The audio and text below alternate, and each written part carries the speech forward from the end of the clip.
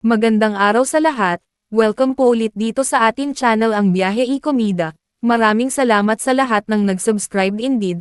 Punta tayo sa ating topic, February 10, 2026. Shuvi Etrata nilaglag ni Ashley Ortega, burara at makalat siyang tao. Nakakaloka ang mga revelasyon ng kapuso actress na si Ashley Ortega patungkol sa BFF niyang si Shuvi Etrata. Ibinuking kasi niya ng bonggang-bongga ang pagiging burara ni Shuvi sa ilang kagamitan kapag daw nasa bahay sila. Sa mga hindi pa aware, real-life housemate sina Ashley at Shuvi na lumipat sa bago at medyo mas malaki nilang bahay last year lamang.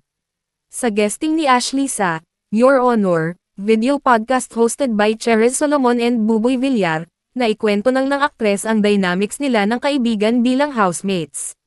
Sa session ng programa na tinawag na In Aid of Adulting, Signs na Hindi Ka na Bata. Shook si Ashley Ortega, ay nag-open up nga ang dalaga patungkol kay Shuvi.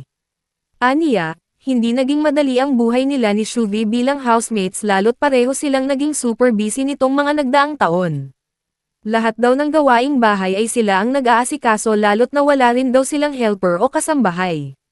Siguro naging busy lang kami ni Shuvi, wala kasi kaming helper.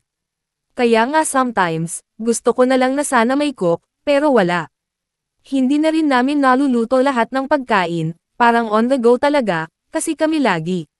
So yun yung mahirap, I'm still in the process na to figure things out na yung sa food, simulang pagbabahagi ni Ashley. Natanong siya ni Cherez, yung paglilinis ng bahay. Paano to kanyo ni Shuvi? Actually, yan I clean my own underwear, bra. Yung laundry, may laundry na malapit. Ako, naglilinis ako. Si Shuvi love ko si Shuvi, tanggap ko na talaga na burara siya at makalat siyang tao. Natawang panglalaglag ng aktres kay Shuvi na nagkasama rin noon sa PBB Celebrity Collab Edition, Season 1. Hindi, totoo talaga. Doon kami nag-aaway, ang hirit pa niya habang tumatawa na ikinahagalpak din ni Cherez at Buboy.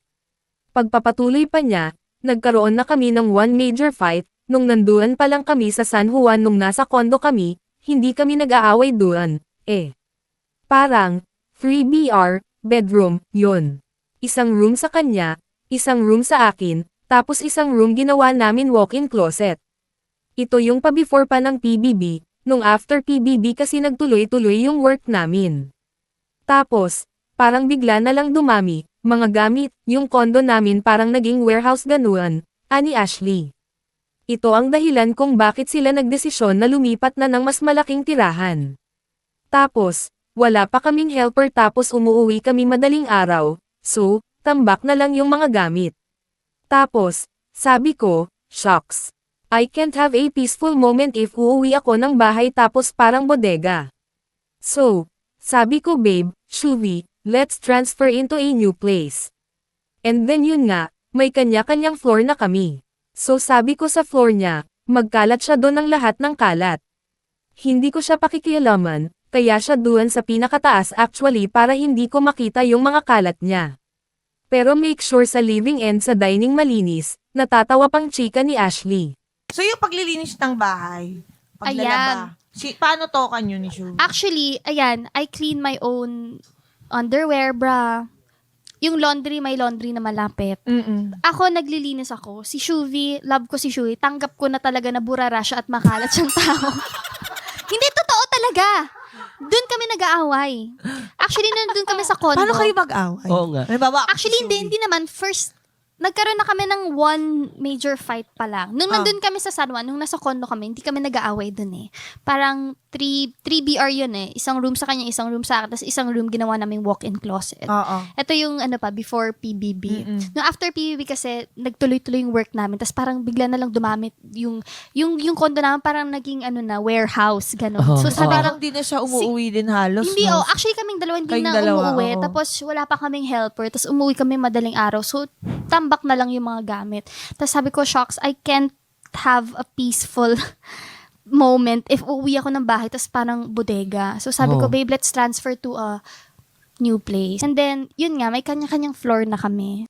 Panoorin ang buong video sa Yulol YouTube channel at mag-subscribe.